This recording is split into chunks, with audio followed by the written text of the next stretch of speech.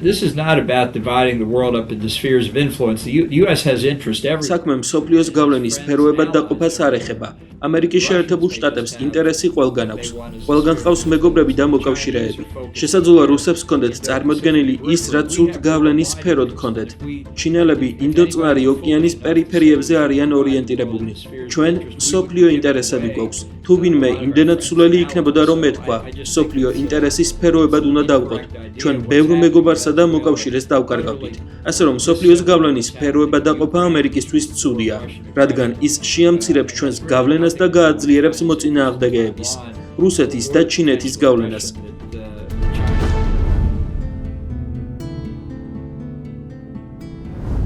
Mr. Bolton, first of all, thank you so much for your time. ელჩო ბოლტონ, თქვენი ზოგადი დაკვირვებით დავიწყოთ. Let me start with your broader view. When you look across როდესაც მსოფლიოში მიმდინარე მოვლენებს უყურებთ. პროტესტი ირანში და შეერთებული შტატების პოტენციური ჩართულობა. შეერთებული შტატების ოპერაცია ვენესუელაში. ვაშინგტონისა და ბრიუსელის ურთიერთობები. უკრაინის წინააღმდეგ კვლავ მიმდინარე რუსეთის ომი.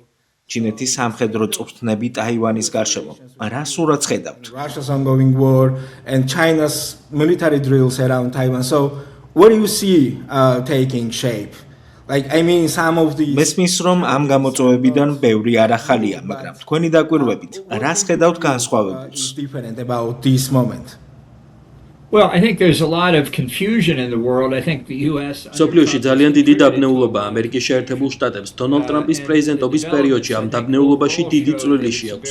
საერთო ჯამში მოვლენების განვითარება აჩვენებს, რომ სოფლიო ძალიან სახიფათო ადგილად იქცა და შეერთებულმა შტატებმა ყურადღება უნდა გაამახვილოს იმაზე, თუ როგორ უნდა გამოიყენოს თავისი ალიანსები და სავაჭრო ურთიერთობები მთელს მსოფლიოში.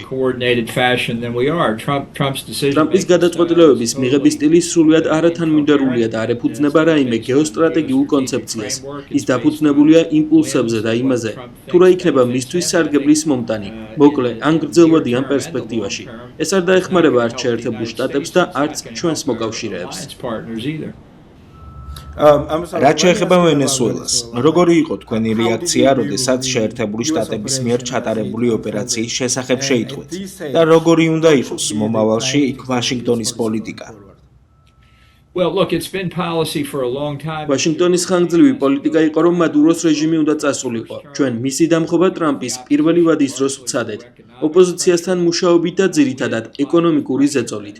ჩვენ საკმარისი ზეწოლა არ განვახორციელებთ და ვენესუელის ხალხის სამწუხაროდ ოპოზიციის ძალისხმევა წარუმატებელი აღმოჩნდა. დღეს ამერიკის შეერთებული შტატების ეროვნული უსაფრთხოების ინტერესები კიდევ უფრო მწვავეა. ვენესუელაში რუსეთისა და კუბის ყოფნა ტრამპის პირველი ვადის განმავლობაში ჩვენთვის მნიშვნელოვანი პრობლემა იყო.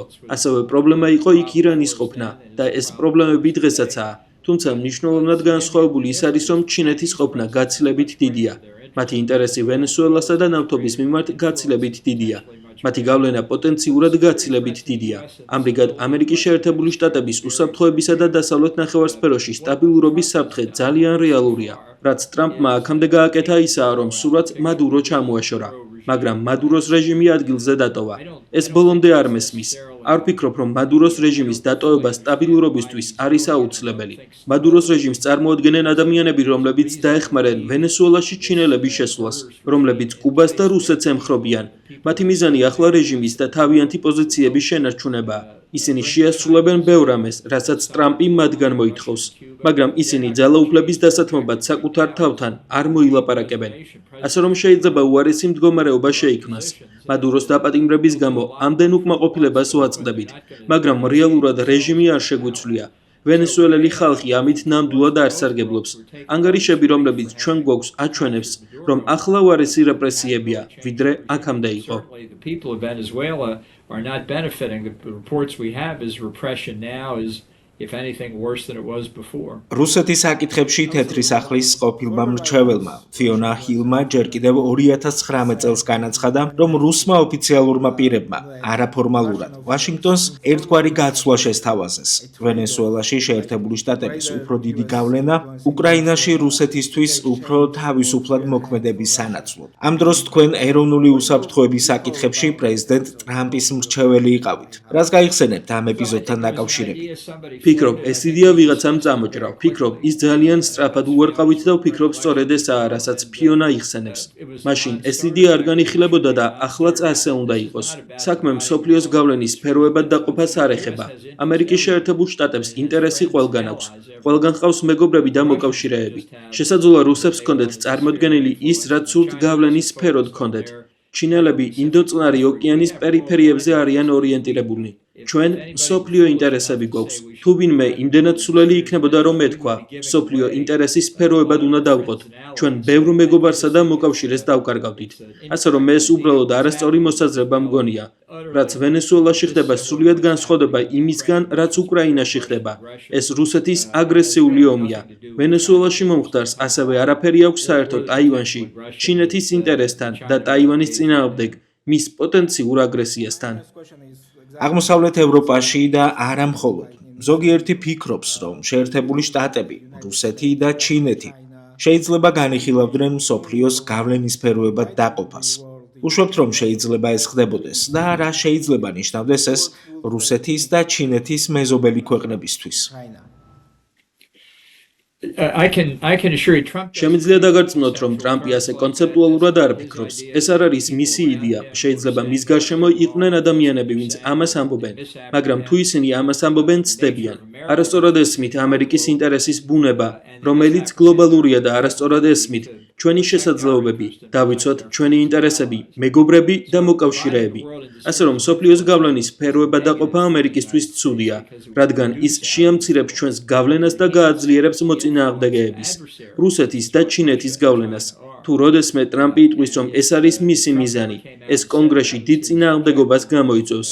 განსაკუთრებით რესპუბლიკელებს შორის, რომლებიც ახლა იწყებენ ტრამპის ზოგიერთი ქმედების წინააღმდეგ ხმამაღალ საუბარს.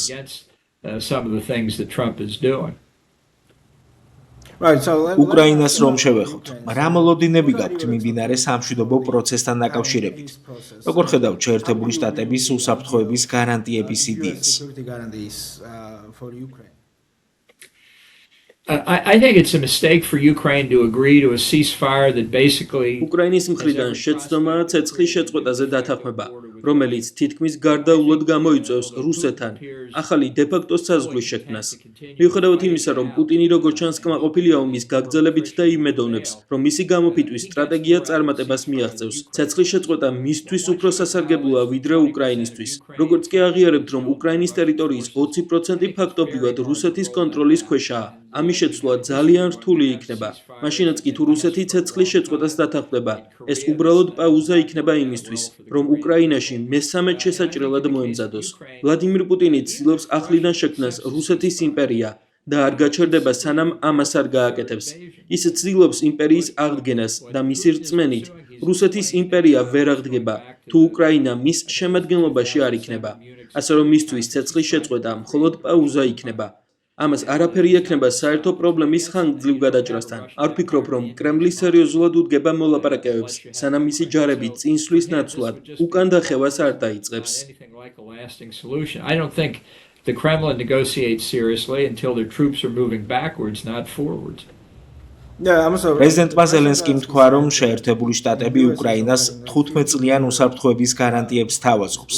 ვიცით, რომ შესაძლოა ეს გარანტიები შეერთებული შტატების სენატის მიერ იყოს რატიფიცირებული. თქვენს მოლოდინში რაიმე შეიცვლებოდა თუ ამას ვიხილავთ? Honestly, we don't know whether Trump will uphold Article 5. უცბად რომ ვთქვათ, ისიც კი არ ვიცით დაიცავს თუ არა ტრამპი ნატოს ხელშეკრულების მეხუთე მუხლს, რომ აღარაფერი ვთქვათ უკრაინისთვის დადგენილ უსაფრთხოების გარანტიებზე. უკრაინის უსაფრთხოების გარანტიები შეიძლება იყოს 15 წლიანი, 50 წლიანი, მაგრამ პრობლემა შემდეგი 3 წელია. უსაფრთხოების გარანტიებზე დაყრდნობა პასუხი არ არის. საბოლოოდ ჩვენ უკრაინისთვის ნატოს წევრობა გვჭირდება. ვერ ვხედავ როგორ შეიძლება მოხდეს ეს, ვიდრე მის ტერიტორიებს კვლავ რუსეთი იკავებს. ეს ჩვენთვის ნიშნავს, რომ ამის მიღწევის ერთადერთი გზა ბრძოლის ველზე გამარჯვებაა. უკვე 4 წელია უკრაინისთვის დახმარების გაწევის კუთხით სრული ქაოსი შევქმნით. არასდროს ყოფილა სტრატეგიული ანალიზი იმისა, თუ როგორ შეუძლია უკრაინას გამარჯვება და როგორ შეგვიძლია ჩვენ და ნატოს სხვა წევრებს დახმარების გაწევა სტრატეგიულ საფუძველზე. ეს წლიდან წლამდე გრძელდებოდა, რაც ახლა ხსნის თუ რატო ვართ ჩიხში ბრძოლის ველზე. ასე რომ ეს შეიძლება არ იყოს ბედნიერი შედეგი, მაგრამ ვერ წარმოვიდგენია მოლაპარაკებები ქვეყანასთან, რომელსაც მტკიცე და უსგადაწყვეტილი მთელი უკრაინა დაიპყროს. Კონდეს იმედი, რომ კეთილი თუ აღიარებთ, რომ უკრაინის ტერიტორიის 20% გაქრა რუსეთი თავს დაგვანებებს. ეს ასე არ იქნება. I'm sorry, let me ask you about South Caucasus. So, as Russia's war... მაშინ როცა უკრაინაში ომი გრძელდება და ყურადღება სხვა რეგიონებზეა მიპყრობილი. როგორ ხედავთ ძალთა ბალანსის ცვლილებას სამხრეთ კავკასიაში?